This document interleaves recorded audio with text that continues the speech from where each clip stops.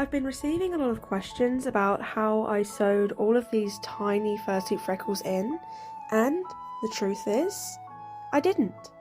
Here is the method that I used. So the first thing I do is, for the freckles themselves, I cut tiny squares of fur. You can see just how small these are, this is why I don't sew them. Then I cut a small cross-shaped hole in the backing of the face fur. I need to make sure it's smaller than the square that I'll be using for the freckle.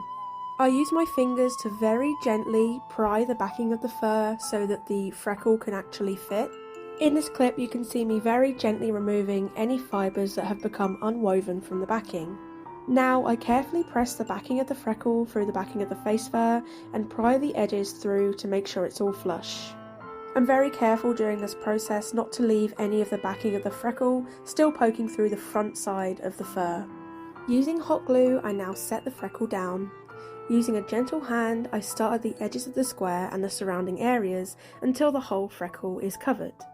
I make sure not to use a lot of hot glue, I only do a thin layer, and I use the tip of my hot glue gun to flatten everything down as I go.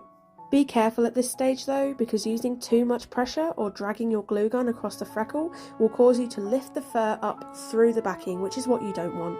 In this clip I use a cold damp cloth to flatten the glue and cool it down. And the freckle is done. I only use this method for fur that will be backed by foam, so for faces, ears, things like that. For other areas I will make the spots larger and sew them in, so if you'd like me to show that method, please let me know.